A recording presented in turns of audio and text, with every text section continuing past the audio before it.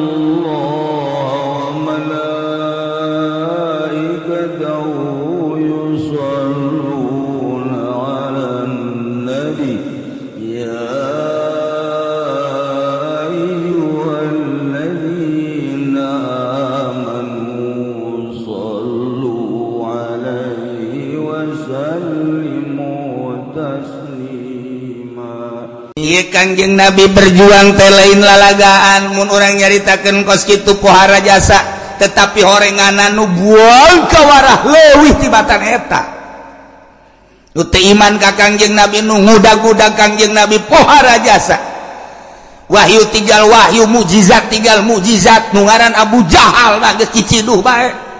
nu ngaran Abu Lahab mah geus kagenemes bae di mana bae ayeuna Muhammad dipiteskeun ku aing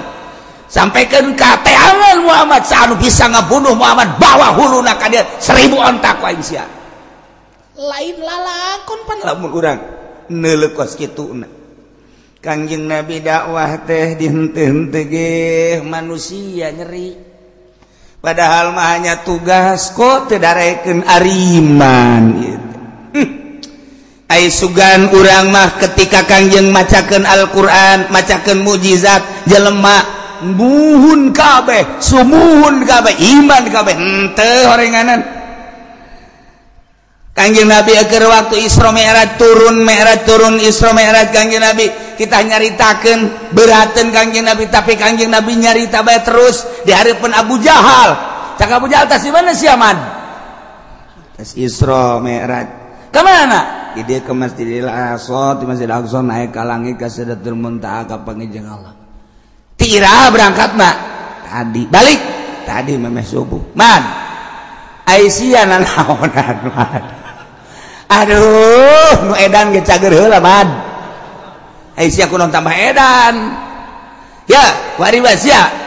daek teh ngomong kos kitu gerokeun ku aing seluruh turunan-turunan wae di Mekah siap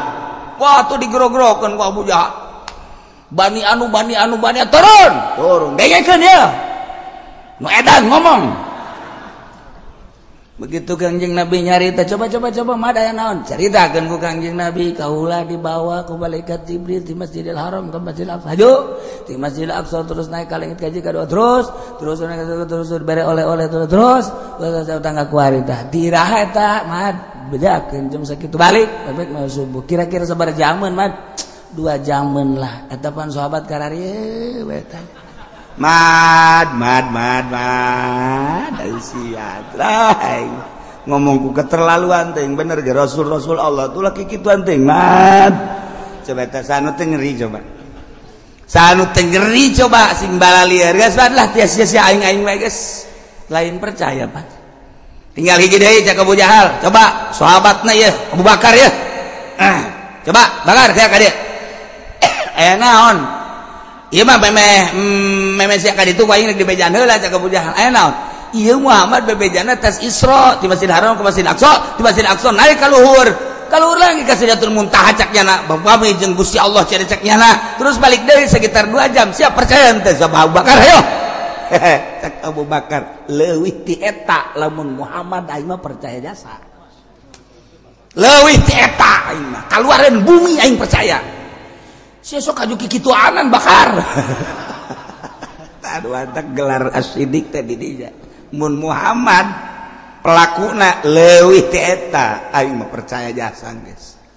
teu bisa diganggu gugat deui ieulah Sidina Abu Bakar nah ieu mah keur carita Kangjeng Nabi teh nyeri masyaallah pohara jasa teu iman jelema dibacakeun ayat dibacakeun mukjizat Al-Qur'an teu iman. Nah untuk menghilangkan kanyeri hati Kangjeng untuk menenangkan kesedih Kangjeng Allah mere dongeng caritaan nabi-nabi nu baheula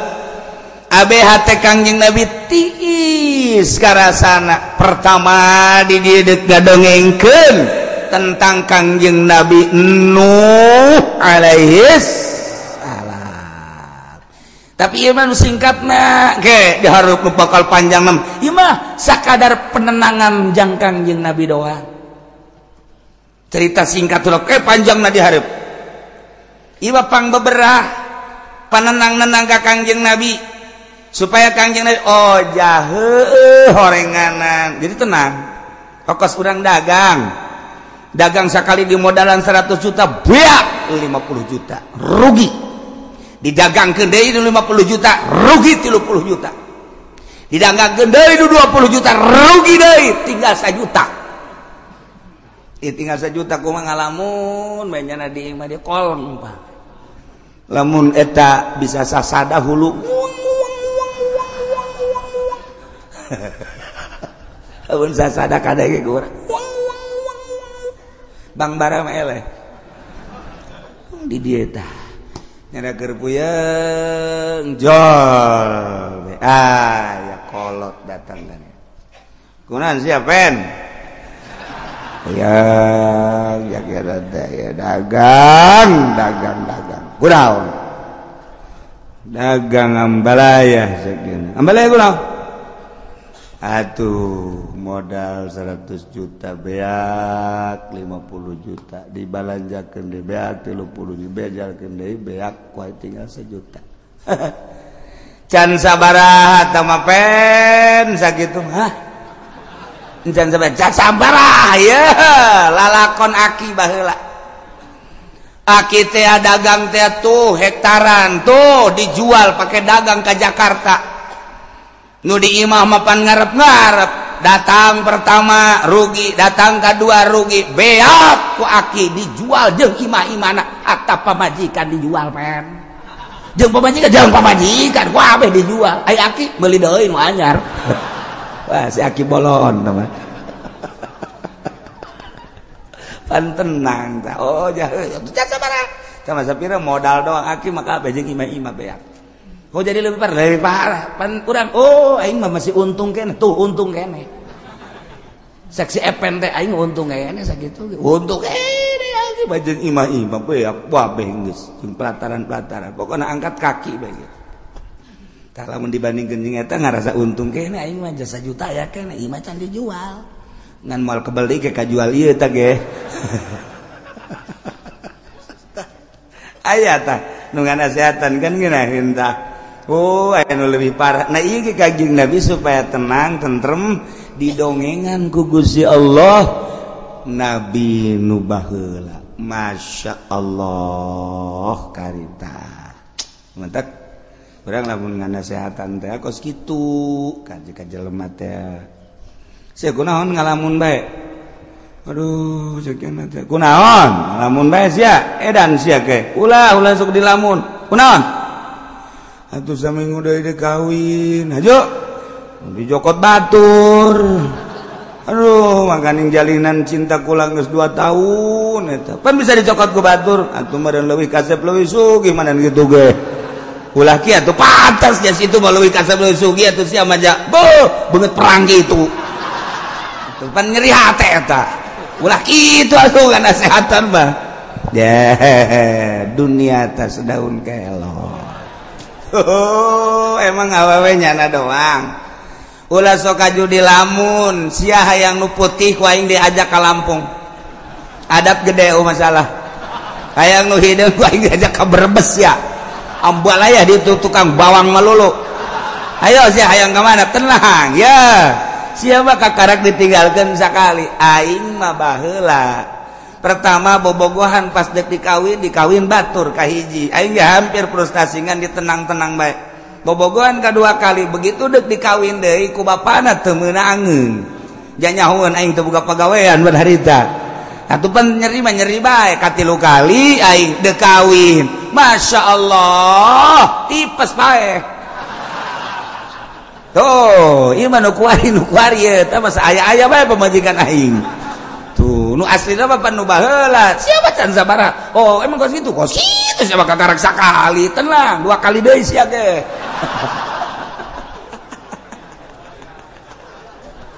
pan tenang tak ka hate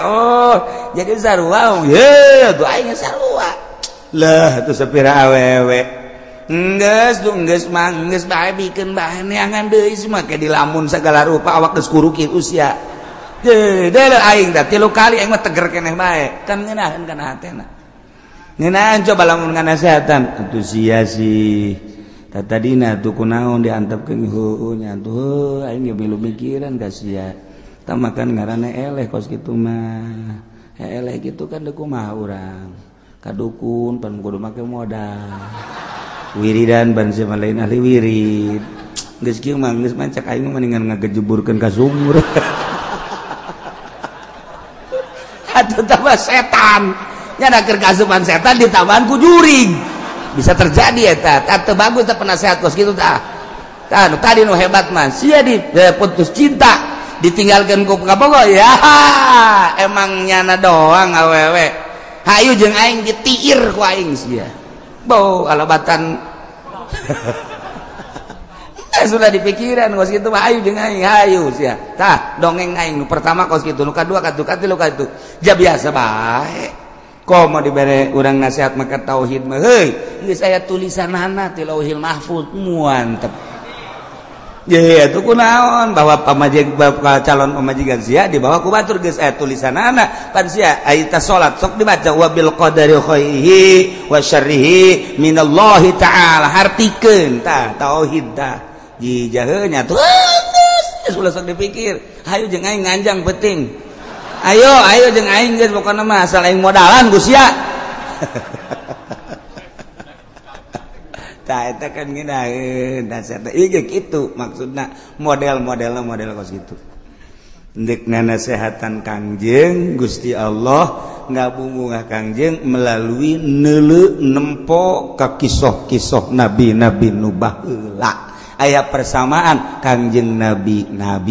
Nabi Nuh ge nabi Kangjeng Nabi Rasul Kangjeng Nabi ge Rasul cik coba ye laqad arsalna nuhan ila qaumihi faqala ya qaumi ibudullah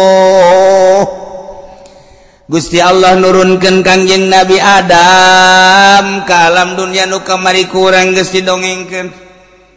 Kangjeng Nabi Adam teh cicing di negara Hindi Siti Hawa pamajikanana sakali ngalahirkeun teh dua aya kembaran abeh tereh loba di alam dunia ieu manusia terus anak baranakan dikawin-kawinkeun deui anak Kangjeng Nabi Adam kembaran nu ieu dikawinkeun ka kembaran nu ieu tuluy anakan deui kekembaran deui dua jadi di zaman Kangjeng Nabi Adam geus loba lantaran hirup teh 1000 tahun patuh jelema teh loba di zaman Kangjeng Nabi Adam teh ngan encan saloba kuari ngan geus rada lobana mah dua sakali ngalahirkeun di antara turunan Kangjeng Nabi Adam teh aya nu ngaran Nabi Uknuh teh nyaeta Kangjeng Nabi Idris alaihi salam kulantaran Kangjeng Nabi Idris mah teu lila di dunyana diangkat ku Gusti Allah ka langit ka 4 kuarigi aya di ditu anu ngalalakon manehanana hayang kapanggih jeung malaikat maut Kangjeng Nabi Idris kos kumaha teh malaikat maut aing mah hayang silaturahmi bebeja ka Gusti Allah Gusti coba datangkeun malakal maut ka dieu hayang wau teu kira-kira wau teh jeung nu kitu lain lalagaan teh jelema moal pohara jasa datang Assalamualaikum salam saya abdi malakal maut di dongeng singkatna ke panjangna di hareup malakal maut alhamdulillah aya naon kula diutus ku Gusti tidak datang ka dieu hayang nyaho paeh kos kumaha gih cek malakal maut sok jadi paulah pake lalagaan maut mah ulah pake lalagaan teh nyeri hayang nyaho nyerina coba kos kumaha hayang nyaho be hayang nyaho nyerina be kos kumaha ih sok pake lalagaan teh teu meunang bejakeun ka Gusti Allah nyobaan gitu aing nu ngaran Idris ambo kira-kira aja bebeja malakal maut DPDP ka Gusti cobakeun ayo cobakeun cabut teu kebal diasupkeun deui udah kumaha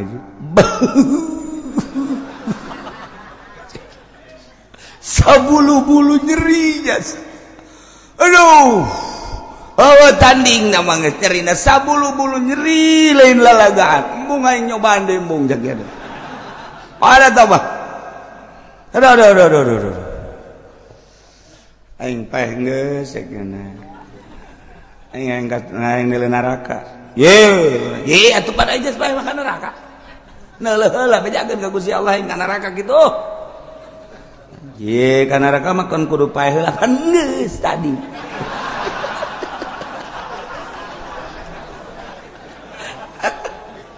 Itu orang kayak hayang seri dong kos gitu tah. Bejakeun ka Gusti Allah. Beja ka Gusti atuh ai paeh geus sok ka neraka keun atuh neuleuh nya ka neraka. Muringis kanjing Nabi dis neuleuh neraka ku pohara-pohara teuing cekeun ka neraka. Beres.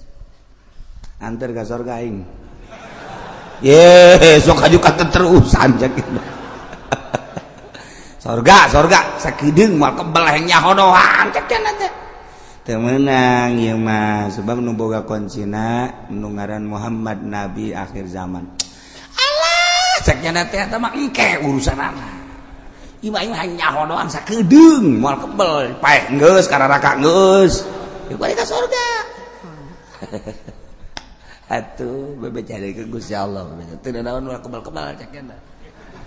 Cek Gusti Allah asup ka surga. Teu daek indit nyana dihandapkeun tangkal kayu.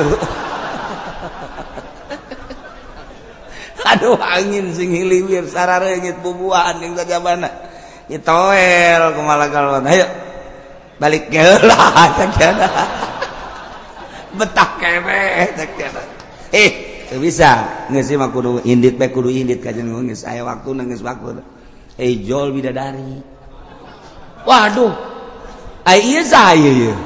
Iya penghuni sorga bidadari jang saha ya jang jelema-jelema nu asup ka sorga anu dagangna jujur nu ngiaina jujur nu marentahna jujur nu tani jujur sesuai jeung aturan ieu ka dieu ih sakieu jam mantep jasa ya geus ya ini kali itu malaikat aing moal kaluar deui sakieu geus aing mah di dieu wae kajen ngukuman gitu de aing dicarekan cek malaikat. Emang kumaha lalakona ke ayeuna nu carekan mah tetep keluar we. Moal aing mah. Pan kudu paeh heula. Geus aing paeh.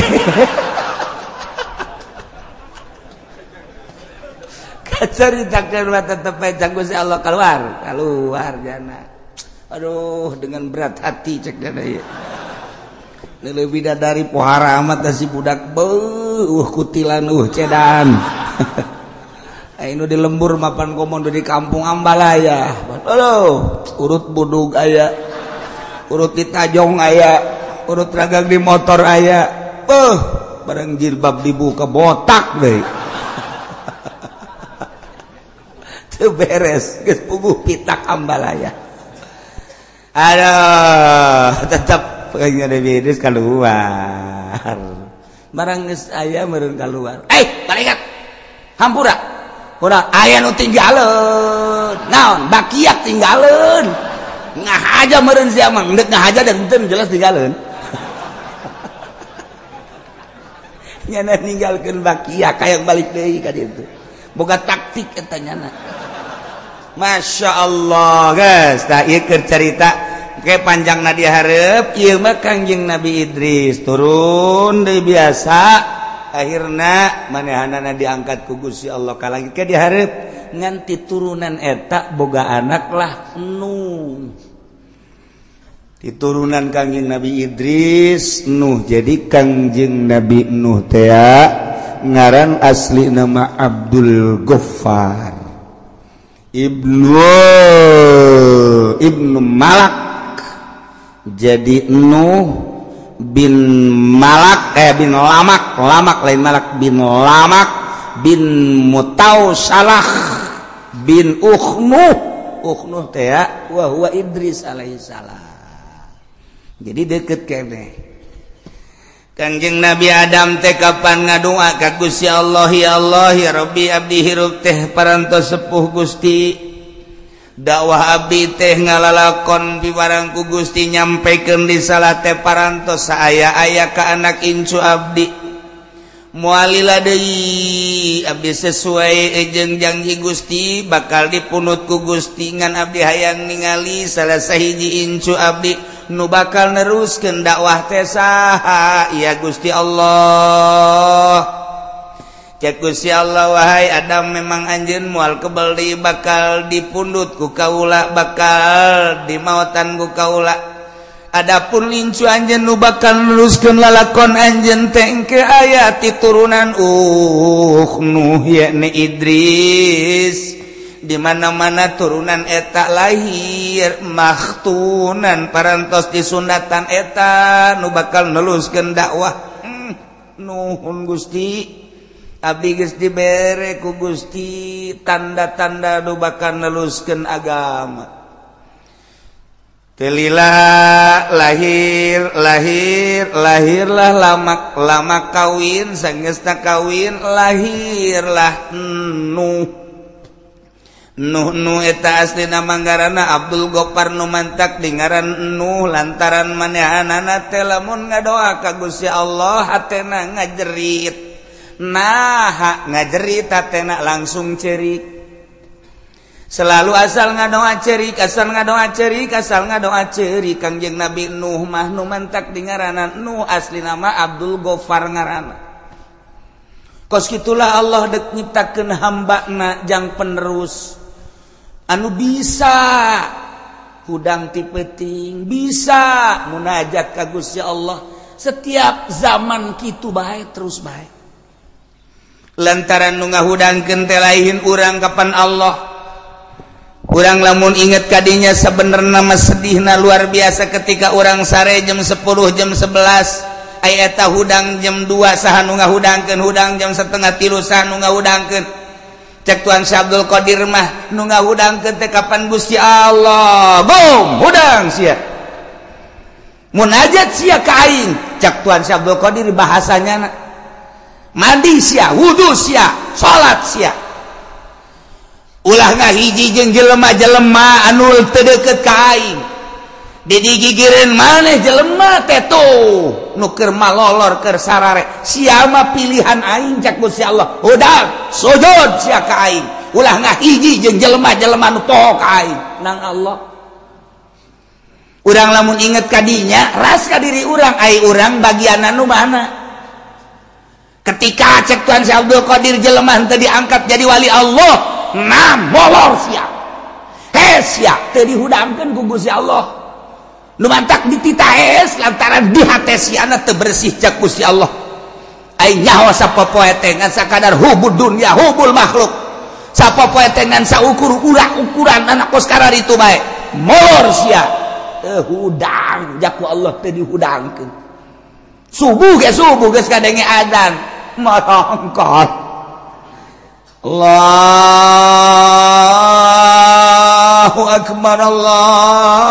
Akbar bandeng aman tersebut dicocokan jeli teu boga bagian molor cak Allah ya Allah ya Rabbi ketika orang dihudangkeun ku Gusti Allah titih misah jeung jelema nu sarare berarti jelema pilihan lain sabarangan di tengah-tengah kesibukan berangna nu ngajar teh nu dagang teh nu di kantor teh ketika dipilih ku Gusti Allah bisa bae hudang tengah peuting seakan-akan hudang sia mah ulah ngahiji jeung nu hees itu bae jelema-jelema anu jauh jeung aing sia mah pandeukeut cai hudang hayu geura hudang dihudangkeun ku Allah. Nah, Kangjeng Nabi nu asal ngadoa kurucut cai mata asal ngadoa kurucut cai mata urang ge sering ngurudkeun cai mata di mana-mana neuleumio can kabayar kurucut cai mata neulapan saasana ditarik ku dealer kurucut cai mata ningali kawewe di Ciduhan urang ku awewe urang bogoh kurucut cai mata urang mah urusanna kos kitu malulu. Ketika bisnis pembebasan tanah orang milu jeung calo ai praktek tadina urang aya saya tikmah lah 50 ge lumayan sameter begitu bat dibayar orang teh dibere kurucut jai mata urang mah urusana kos kitu balulu teu pernah ngadua Gusti dosa abdi sakolong langit pinuh ku dosa abdi mun abdi paeh teu dihampura Gusti meureun dibeuleuh ku rucun cai mata urang masuk kitu teh sakieu ge urang ngaji bae teu da ceurik atuh komo si eta geus lah pokona si eta bae lah tuh ada kuah ya Allah ieu begitu lahir ke alam dunia barosot kacaritakeun aya hiji bayi lahir ke dunia makhtunan parantos disundatan lapor ka Kangjeng Nabi Adam. Kangjeng Nabi Adam langsung ngadoa cunduk kana waktu ningang kana mangsa Gusti abdi teh dijanjikeun ku Gusti di mana geus aya hiji bayi nu dilahirkeun parantos disundatan abdi moal alami deui ngalayat Kangjeng Nabi Adam ka Kangjeng Nabi Nuh diais disun ku Kangjeng Nabi Adam arangna disun pipina disun titip umat cek Kangjeng Nabi Adam lanjutkeun perjuangan aki kade ulah gimbir ku kafir ulah gimbir ku maksiat ulah sieun tabahkeun hate manehna lanjutkeun perjuangan agama Allah nu saat ieu bakal aya di leungeun maneh dibikeun ka bapan kageteun bapan aku ngomong gitu sih teu nyawa lalakon panjana mana ge kagot teu nyawa lalakon nu nyawa lalakon Kangjeng Nabi Adam urus sing hade geus Kangjeng Nabi Adam balik teu lila Kangjeng Nabi Adam munajat naon Kangjeng Nabi Nuh terus gede Kangjeng Nabi Nuh mah dibere laduni ku Gusti Allah bisa nyieun peso seukeut kemudian pake ngaraut bisa anjas tidinya boga golok pake nuar tangkal dibelah ku Kangjeng Nabi Nuh leutik kenehna diserut ku Kangjeng Nabi Nuh teh dibagus-bagus dihijikeun rapet Kangjeng Nabi Nuh terus boga kampak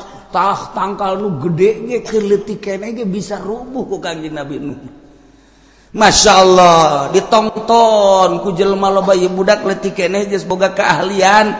eta lamun ngarautna rapi jasa eta lamun ngerut rapi jasa jadi kasimpulanna Kangjeng Nabi Nuh dibere ku Gusti Allah kaleuwihan ieu urusan perkayuan. Bisa aja ka Kangjeng Nabi Nuh mah. Lamun dicekal kieu ye. Wah, geus ditanang. Wah, ieu bakal jadi pihang. Ditanang-tanang. Oh, ieu mah bakal jadi kitu naon ngaranna papan. Ditanang kos ku ari tukang batu. Ditanang. Oh, ieu kutilna dipiceun bisa ye. Sagala kutil. Batu gaya kutilan. Ieu kurapna dipiceun jakena ye bisa. Ngoeng. Bener jadi bagus. Eta kuari tukang batu, eta wah kuari teh batu geus puguh nu di Sulawesi, di Kalimantan, di Garut, di bagus. Batu bangkong ge kunyana di kitu-kitu. Geus teu meunang lagi batu kuari main sewot-sewot bae geus pokona. Kebal-kebal mah jempol pamajikan kunyana set. Masyaallah. Iyalah Kangjeng Nabi Nuh alaihis salam langsung cek Gusti Allah Muhammad dengekeun kisah Nabi aing baheula demi Allah laqad yakti nyata jelas arsalna kaulan wagung utus Nuhan hiji hamba nu ngaran Nuh diangkat ku kaula jadi nabi jadi rasul ila qaumi ka kaumna Kangjeng Nabi Nuh teh kita ngajakan kaumna dengan bahasa ya qaumi kaum kaula ubudullah kade ulah salah mangeranan pangeran ku anjeun Allah ibadahan Allah sembah ku anjeun kabeh Allah malakum min ilahin ghairu aya deui keur aranjeun pangeran salian Allah lantaran nu ngayakeun langit bumi Gusti Allah katut eusina nu ngurus urang ge Gusti Allah nu ngahirupkeun Allah nu ngamaoteun Allah anu ngalempangkeun Allah nu ngadiukeun Allah ngarobahkeun jeung ngicingkeun Allah anu ngukur segala rupa urang teh Allah nujugihkeun nu nyusahkeun Allah anu bakal ngamautan ge Allah bahagia jeung cilaka ge Allah nu mantap kade wahai kaum kaula kade ulah salah milih pangeran ulah batu dijadikeun pangeran ulah kayu dijadikeun pangeran ulah makhluk-makhluk Allah dijadikeun pangeran eta mah makhluk nu pangeran mah nu ngadamel makhluk anu namina asmana Allah subhanahu wa ta'ala. Itulah Kangjeng Nabi Nuh. Inni akhafu alaikum azab yaumin azim kaula boga kasieun karempan terhadap paranjeun kabain abadtum gairah lamun anjeun teu ngaibadahan Allah. Rempan jang aranjeun kabeh azab yaumin azim siksa anu luhur anu agung nu pohara jaga di poe kiamat. Ketika anjeun ke pararaeh ke digiring ka masar ketika anjeun kuarina teu ngaibadahan ka pangeran Allah maneh teh bakal disiksa anu siksa nu pohara yakni neraka memeng ke di dunia ge bakal kena siksa. Kangjeng Nabi Nuh teh geus dibere warning ku Gusti Allah ajakan mangeranan ka aing hei Nuh lamun teu daekeun awas lain bae di akhirat nu bakal disiksa ta geus nyata-nyata nu abadal abidin nu amadal amidin ieu mah di dunia ge engke bakal kena siksa asal teu nurut ka aing teu nyembah ka aing bakal nurunkeun siksa ke aing mere kabar ka sia no siksa-siksa nu bakal diturunkeun ka umat maneh ketika umat maneh teu nurut ka aing. Mangga Gusti abdi deuk sekuat tenaga terus-terusan ngajak da'autu rabbi lailan wa naharon cek Kangjeng Nabi Nuh abdi teh terus-terusan Gusti dakwah ngajakan umat peuting beurang peuting geus berangkat kadang-kadang memeh magrib karangkas bitung tirangkas bitung langsung ke Pandeglang alhamdulillah 2 panggung mundel hasilna tama dakwah boloon jauh dakwah teh ka Cianjur ka Sukabumi beuh horeng bebenangan mah maningan kena di Tangerang tolol maknya dakwah sih kana bebenangan nah ieu dakwah nu bahaya nu kos karari itu mantap dakwah ti Bandung ka Tangerang ti Tangerang ka Bandung ti Surabaya ka Jakarta ti Jakarta ka Surabaya hasilna nihil lantaran lain dakwah nu kos kitu mah usaha melalui dakwah hancur mina.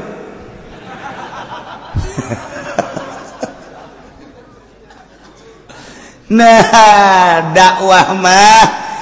tiba heula ge la as'alukum alaihi ajra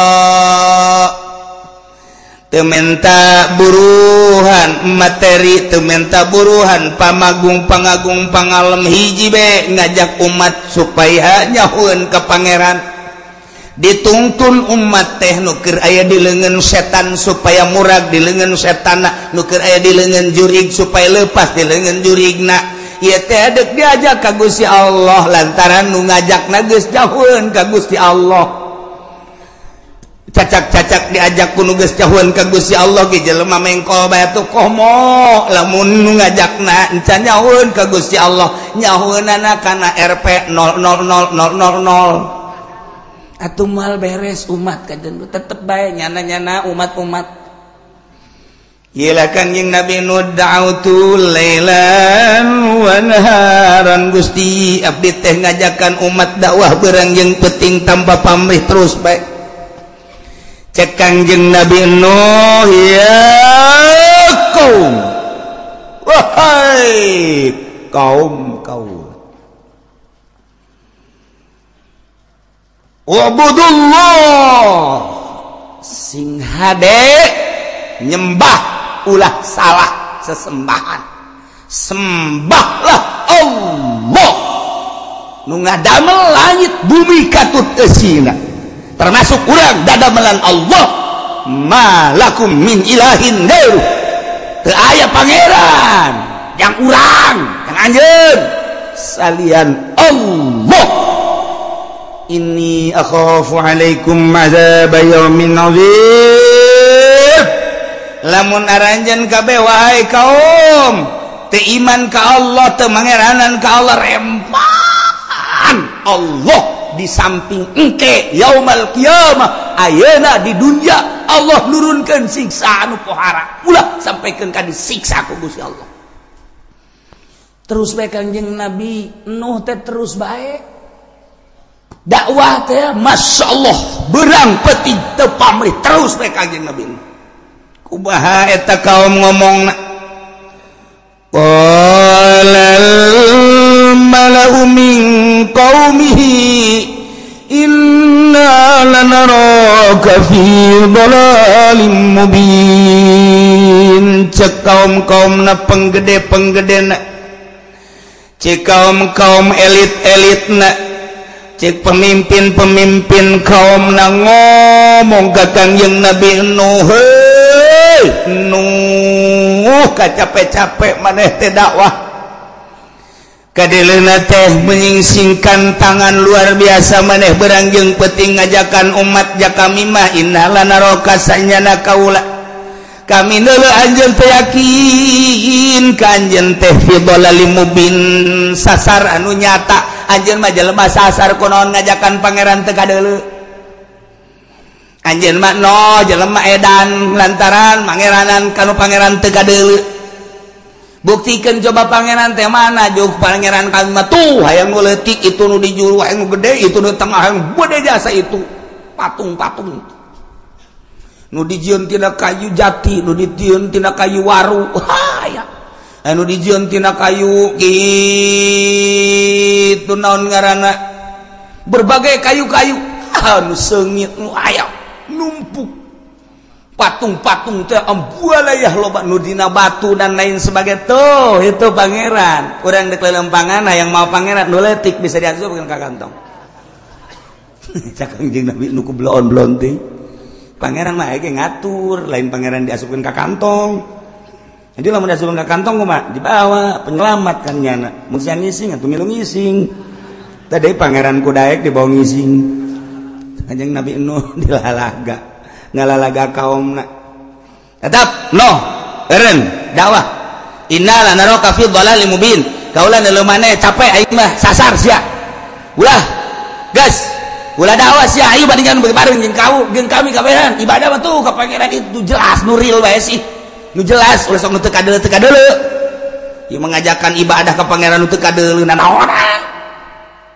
Kanjeng Nabi geus rada kanasehatan jijah heueuh nya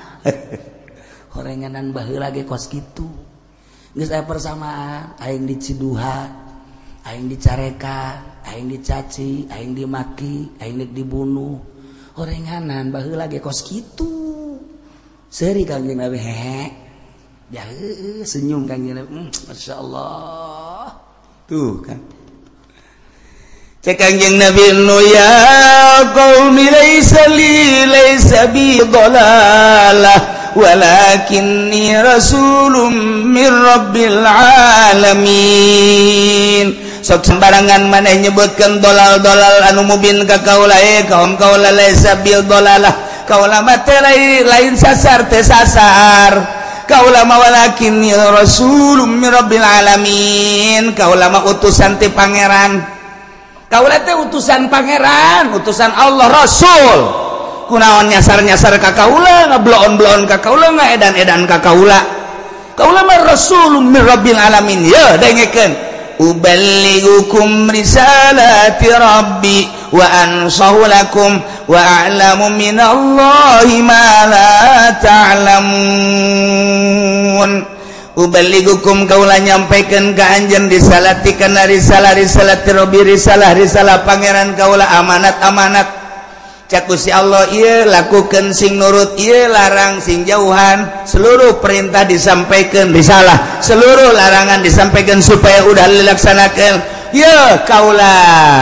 nyampaikeun risalah pangeran ka anjeun kabeh wa ansahu jeung kaula nganasehatan ka anjeun dengan tujuan supaya bararagus rarapi hirup di alam dunia teh sakedeung bakal berhadapan langsung jeung Gusti Allah jeung kieu deui wa a'lamu minallah mala ta'lamun kaula nyaho ti Gusti kana naon nu ku anjeun teu nyaho sebab omongan kulama langsung ti Gusti Allah melalui mukjizat melalui wahyu omongan kula lain nang ti kula tapi nang ti Allah mane mah teu nyaho kula mah nyaho nu kumaneh teu nyaho kula mah nyaho sebab kaula langsung ti Gusti Allah dibere wahyu jeung mukjizat dengekeun tuturkeun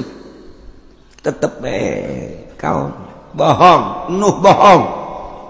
lain rasul nya nama edan jelema teu puguh teu karuh nya nama lain wow Kangjeng Nabi Nuh asal dakwah ditaringgalkeun masyaallah sabaraha taun Kangjeng Nabi Nuh dakwah dina alfiah dijelaskeun najauta ya rabbi nuhan wa mastajabdalahu bipulkin mahirin fil yami masuna wa sayadu bi ayatin mubayyina fi qaumihi alfa amin ghairu khamsina dakwah Kangjeng Nabi Nuh 950 tahun eueuh nu iman coba eta 950 tahun nu iman anak mah ge teu iman anak nu jangan ngaran Kanan teu iman ka bapa bayangkeun ku urang coba lain dakwah bubulanan lain dakwah tatahunan 950 tahun ngaprak Kangjeng Nabi Nuh di India langsung Kangjeng Nabi Nuh ke Pakistan di Pakistan ngaprak Kangjeng Nabi Nuh terus ka dieu ka Mesir ke Mesir terus ke Yordan terus ke Irak terus ke Iran Kangjeng Nabi Nuh teh ratusan tahun dakwah sementara manusia kakarak aya di jazirah eta bae India, Mesir, Pakistan, Yordan negara-negara tertua Amerika can aya ditama Inggris can aya Jerman can aya benua Amerika can aya dina ayana ge kakarak kecel can aya penghuni nu aya penghuni pertama mah eta bae Timur Tengah Irak, Iran terus ke Maroko kalau begitu terus ke Mekah ke Madinah di mana Kangjeng Nabi Adam waktu dirunkeun di India titah kitu neangan Siti Hawa kapanggihna di Arafah kemudian tidinya langsung ke Mekah Baitullah kayak kakarak ke batu doang segede parita titah toab Kangjeng Nabi Adam tidinya kakarak batu doang tidinya berangkat Kangjeng Nabi Adam terus ke Syria Sam itu doang eta mah benua Amerika eta mah benua Eropa eta mah benua Australia eta mah can aya dina ayana eta dunia teh can aya penghuni heuh komo bojong geus eueuh nanaonan sepi di bojong sieun oray malulu di dieu eueuh nanaon ieu gua bro Indonesia segala Lampung segala can eta manusia teh kakarak saceplok di dinya doang. Ya Allah lamun urang ningali di Yordania aya Petra ge bakal diceritakeun di ayat anu sejen urang neuleuh peninggalan zaman Kangjeng Nabi Shalih alaihi salam masyaallah nu kuari masih aya keneh walaupun geus rada dirusak sebagian gunungna tapi kan nyata aya nah ieu di ditu orang manusia teh nu mantak urang tetep bae neuleuh ka urang ditu majuna negara ti ditu mundurna negara ti ditu peperangan ti ditu dan lain sebagainya ti ditu ulah kaget lamun urang neuleuh Irak peperangan nya nama teh aneh urang Irak menyaritakeun perang nya nama teh sejarah negara tertua di dunia adalah Baghdad adalah Irak geus sabaraha ratus kali perang ti baheula teu aneh lamun urang nyaritakeun bangsa Indonesia perang kakarak sakali untuk meraih kemerdekaan tahun 45 berhasil proklamator Bung Karno jeung Bung Hatta urang mah sejarah teh eta belah ditu lapisan raja-raja leutik anu peperangan antara kerajaan jeung kerajaan di Banten aya sabaraha kerajaan kemudian di Cirebon aya sabaraha kerajaan kemudian Jawa Tengah Jawa Timur aya sabaraha kerajaan dicatatlah naon kitu di sejarah Majapahit Pajajaran dan lain-lain sebagainya hanya kerajaan-kerajaan kitu bae belah dieu eta mah tuh lalakon nu baheula mah di ditu Kanjeng Nabi Nuh dakwah antar negara lintas negara ketika Kanjeng Nabi Nuh deuk nyebrang encan aya parahu pan harita macakeun Ismul Azam Kangjeng Nabi Nuh sidakep sakumaha urang deuk salat peureum Kangjeng Nabi Nuh dibacakeun bahasa Ismul Azamna langsung menang ti Gusti Allah. Begitu dibacakeun ku aing moal dibacakeun sebab ku sia direkam engke ku sia dibacakeun ke pake kilir kanu ngora kanu kolot moal ku aing moal rahasia ieu mah rahasia.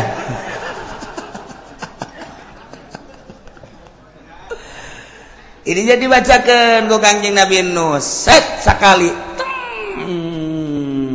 bisa hiber napak sancang di luhureun laut. Kangjeng Nabi Nuh ketika kacapean lengkahna salengkah sakilo blah blah blah bu urang mungkos itu tereh datang jasa tah asal ka Banten ge antum moal kebal tah mah blah blah tukang sawo di lengkahan bae.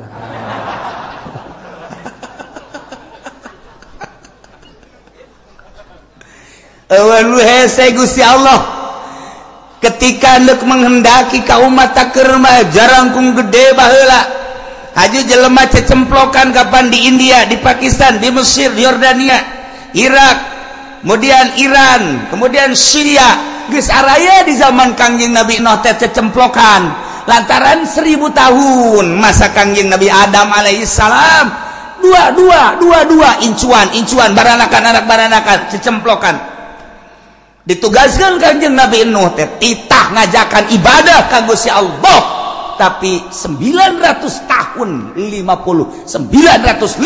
tahun iman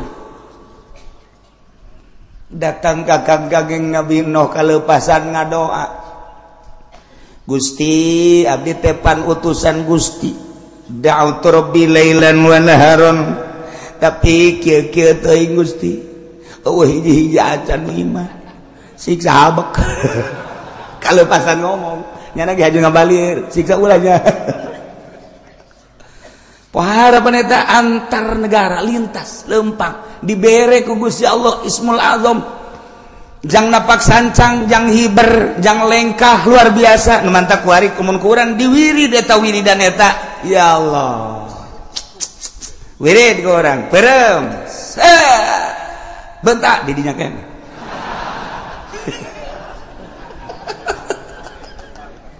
atuh urang wah wiridan ngadahar samangka 10 sorangan wiridan ngadahar rambutan lamun henteu tilu kata mainnya bisa hiber kos gitu tapi urusan dahar makan berbeda jeung ruh urang lamun nyaritakeun wali abdal teh yartahiluna limakanin ila makanin akhar wa yakhtalifuna fi surati wali abdal setiap saat jumlahna aya 70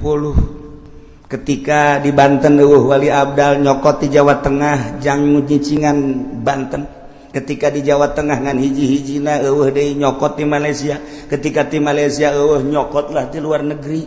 setiap saat kudu aya bae lamun eueuh walian siksa Allah turun emang kumaha gitu. Nah, eta wali kapan? Nyana wali abdal cicing di dia kadang-kadang di dinya teh maot nyana dikubur ku naon cal deui di ditu nyana keneh.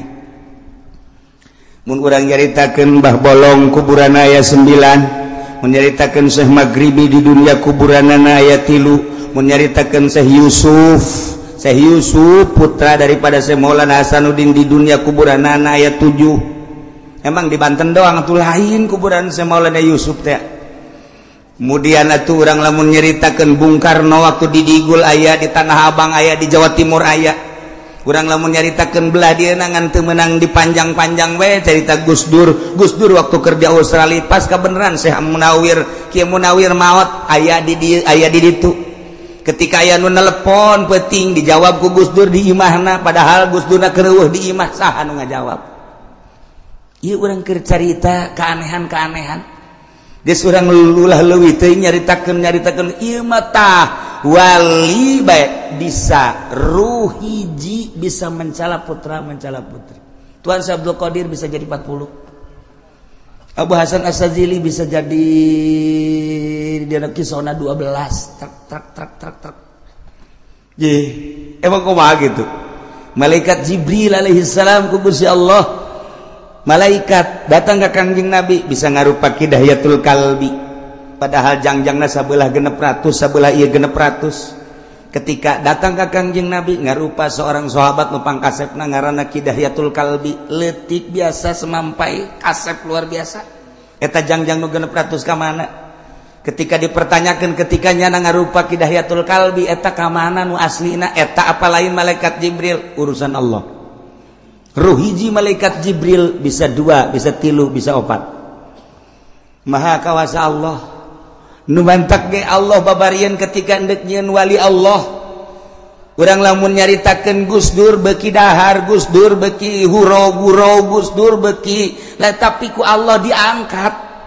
tanda kewalianana aya geus ulah hese-hese tanda kewalianana loba lah tetapi kan lamun deuleu sosokna kitu bae urang ge lamun kabeneran hirup babarengan jeung tuan saya jeung saya Maulana Hasanuddin pasti bae kahirupanna biasa bae tapi kapan karomana lain lalagaan urang lamun babarengan jeung Syarif Hidayatullah meureun biasa bae wali teh dia eta mah urusanna batin urusan Allah lamun urang nyaritakeun tentang wali aya nu di gunung bae anu di leuweung bae aya nu teu daek kitu bergaul jeung masyarakat eta mah wali-wali anu leutik pangkatna nu di gunung bae wali teh di leuweung bae wali di jero imah bae wali leutik pangkatna lantaran nyana teu ngurusan umat wali nu istimewa mah nyana diangkat jadi wali umat kaurus ku nyana emang geus kitu bae diciptakeun ku Gusti Allah teu boga kasieun teu boga kariweuh teu boga kaprihatin nyana mah seakan hirup babarengan jeung Allah ngan ditugaskeun ku Allah titah nyampaikeun ka umat hampangeun Gusti Allah mah jelemana nyana daharna beuki tapi peuting hudang babari ras ka diri urang peuting molor bae maca Quran saayat heuai ngadaengkeun ngaji mun teu bari ngopi teh jalan dek ngaji geus pas ini jeung tukang wuduk heula dan lain-lain sebagai jauh amat sih urang mah kos kitu amat sih ketika sholat asana barirat amat neuleuh nu berjamaah asing urang mah oh bisa kos kitu urang mah sakitu diberena ku Gusti Allah lamun nu diangkat ku Gusti Allah tuh babarieun jeung hampangeun naon hesena tuh sabenerna mah teu kudu make babacaan tapi Allah selalu mere babacaan baca eta peureum Kanjeng Nabi Nuh set di luhur laut baca eta lengkah ngalegaan baca eta embung ngalengkah cek Kanjeng Nabi Nuh ka ulama tapi hayang datang bae cidak ka Kanjeng Nabi Nuh tah ti negara ka negara dek dakwah tah ditiup ku angin ti India datang ka Mesir brak datang percis kos kipu doli ku hari atuh nu kumaha atuh ai baheula makan make babacaan ku hari mah nyana mah make bensin berangkat ti dieu ka Rangkas Bitung saya datang plak ka ditu mantak ku harus mengetahui dong harga bensin mahal bodem habek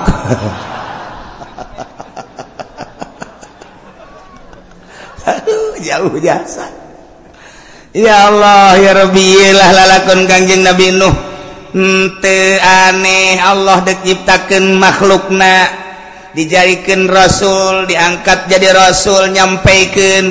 ai leuweuhan mah luar biasa Kanjeng Nabi Nuh kadaekna jeung pohara jasa Kanjeng Nabi Nuh dakwah tanpa pangri da'autu lailan wa naharon tetapi geuninganan eueuh anu iman ka anjeunna jeung ka Gusti Allah ngalengis Kanjeng Nabi Nuh kurang kumaha Gusti tugas maneh mah lain kitu cek Gusti Allah dakwah deken jeung teu deken urusan aing urusan umat siapa dah ulah sok ngalengis teu meunang emang Gusti abdi ngalengis nafsu ketika maneh dakwah kemudian maneh ngalengis kok teu daek narurut eta lah nafsu jangan nurut jeung teu nurut mah tah urusan lain urusan maneh urusan umat jeung urusan aing tah mah urang ge ketika urang dakwah kok batur teu narurut nafsu urang eta tah mun hayang nafsu di dinya tah urang nyen pondok pesantren teu daekeun dararatang ieu santri nafsu Aisyah mah pokokna mah ulah mikiran kos kitu cak Gusti Allah ayo deuk yen pondok manyen pondok bae santri make ku aing didatangkeun mun aing henteu atuh sia mah sia bae ibadah ka aing. Hese-hese amat kudu make tabel segala menerima siswa baru. Teh. Geus lain karena Allah tah kos kitu mah tuh nanahonan. Ieu mah lamun deuk ikhlas kos kitu mah ngaranna teu ikhlas, pek bahaya indek mah. Ketika orang dakwah haju hayang dituturkan etalah nafsu di dinyana nu kudu diomean ku urang tuh aya perbedaan orang jeung kiai anu ku haju urang na bendu etalah nafsu ngaranna perbedaan puasa bae ge datang ka kuari teu nanyambung aing mah dinya asal ki uci bae ge naon beda puasa jeung aing kunaon sih ibadah ka Allah nu deuk dari mana Allah kok bendu ka kula ulama tuh pernah bendu ka sasage adapun perbedaan itu masing-masing bae ge Allah nu narimana aya nu embungeun datang ka imah kula teu hayang aing mah ka imah kieu kajian kumaha datang ka paeh aing mah karugi-rugi sia goblok ji atuh naon aing mah rugi henteu naon henteu ngan paling aing mah teu dibere jeruk doang ku sia tuh rugi kabehan we tungtung nama eta aya kiai nu geus kitu ulah mun aya tetangga urang kitu nasehatan ulah ibadahna titaku Allah nundek narimana Allah adapun urang jeung urang atuh biasa bae perbedaan maju biasa tuh kok jadi perbedaan kos kitu kuari aya nu embungeun nikahkeun esa aya keuci moal aing mah moal kajian kumaha kunaon puasana beda jeung aing lebaran beda riweuh aing mah cenah kiana ya Allah can nyaho nu salah saha nu bener saha eta mah sesuai jeung keyakinan lantaran dina ilmu thariqah mah bawa ilmu teu kudu nanyakeun ka batur sia ilmu sia pake sesuai jeung keyakinan ulah neuleuh batur mendek nuturkeun deuk teu sia yakinkeun ka Allah haju yakin ka Allah tuh geus adapun batur deuk nuturkeun deuk teu bendu tah urusanana sabodo tah mah we aya nu dikunci masjid dah aya nu teu meunang nahonan teh kikituan teh geus bae hayu ulah sok aju bendu eta kadanya ka ceulik ulah nikahkeun aya ki uci lain moal teh hayang kapanggih emang kunaon sih kos musuh bae bong beda lebaran jeung aing atuh iya ieu teh gede naon teu naon teh urusan ibadah ka Allah tah eta nafsu tah mun hayang nyaho tah di jerona teh nafsu tah kos kitu tah tah eta lamun hayang nafsu tah kos nyaho nafsu tah kos kitu ya Allah ya Rabbi kok handap amat sih Quran aya di nyana hadis aya di nyana kitab aya di nyana perbedaan kos kitu kok jadi teu nanya sih nah ieulah hawa nafsu nah ieu keur carita Kangjeng Nabi no ngalengis ka Gusti Allah Gusti kok cek Allah eta mah nafsu sia ulah dibawa sia mah dakwah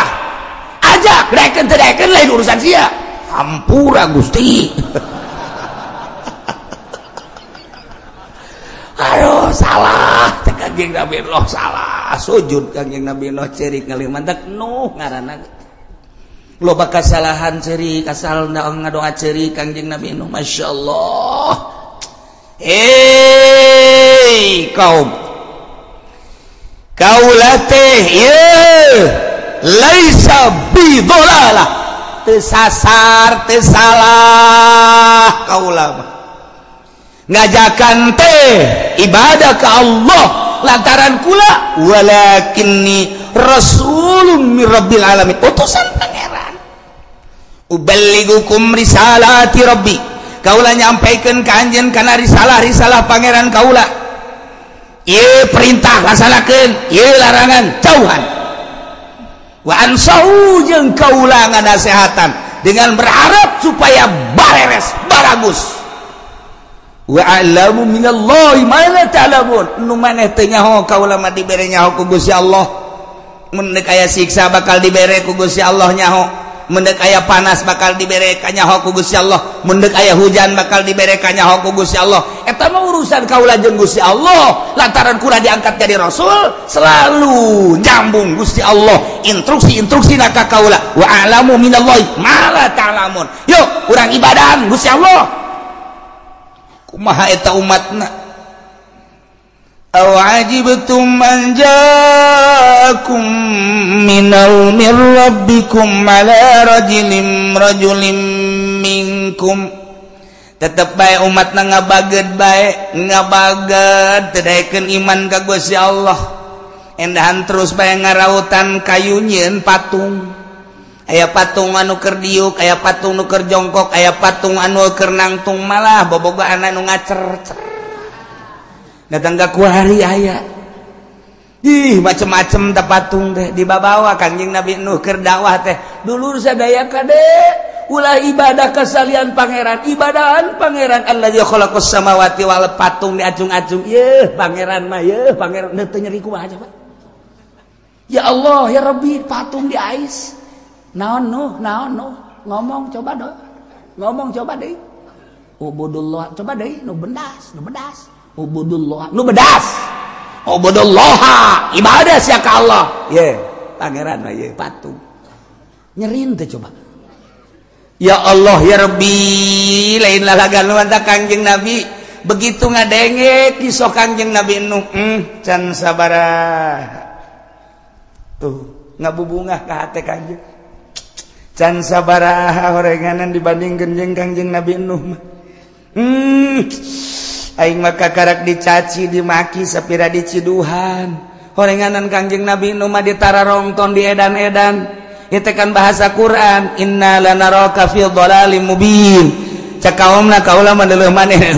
no jalain jelema bener aing mandeleuh sia teh dhalalim mubin sasar sia mah sarua jeung gembel tuh dikitu-kitu kan dhalalim mubin eta beuh pohara jasa cak Kangjeng Nabi beuh barang ngadenge kisah Kangjeng Nabi Nuh can sakumaha percis kos tadi teh percis kunaon sia diputuskeun cinta kakarak sakali aing mah 3 kali diputuskeun cinta oh betul kali ieu teu ganggu jubarkeun maneh aing mah biasa bae sia kunaon ngalamun dagang rugi sabaraha kali sakali kakarak teh beak modal doang aing mah jeung imah-imah jeung pamajikan ditarik kabeh ku mitoha gara-gara dagang rugi aing mah pamajikan tita balik jadi aing mah lain modal bae lain dagang bae anak pamajikan wabeh disita ku mitoha aja kuari atuh aing ingin mitoha anyar can sakumaha sia mah pen sakitu mah tenang bae lah jadi kan leuleus hate oh jaheuh nya tuh bener oge masyaallah tah lamun aya nu saluhureun teh kos kitu tah urang teh handap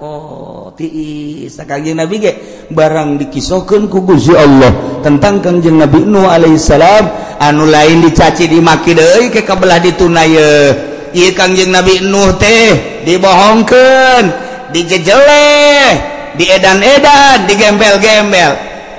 tiis hate Kangjeng kabelah dituna kumaha bakalna masih keneh terus waktuna saep wallahu a'lam bissawab adimis salat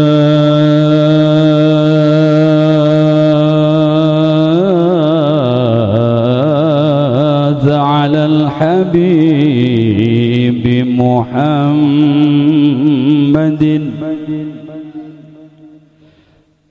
أدم الصلاة على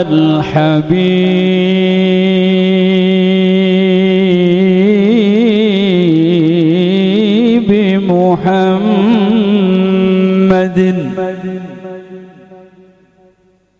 فقبولها حتما بغير تردد أعمالنا بين القبول وردها أعمالنا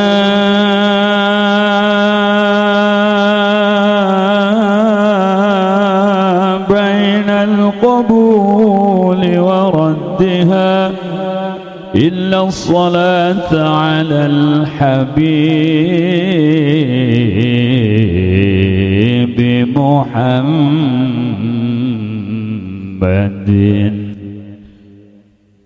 يا ربي بالمصطفى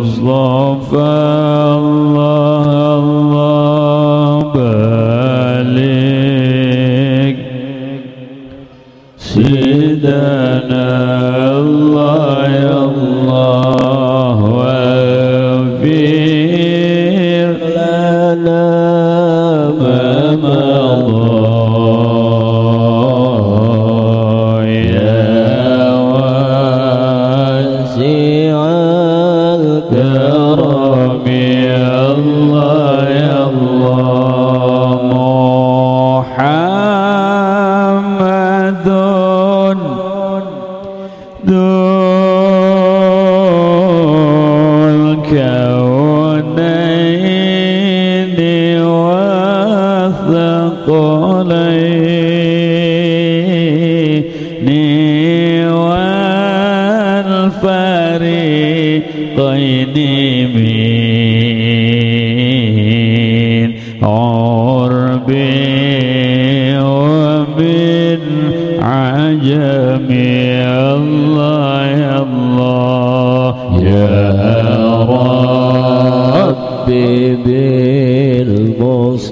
مضى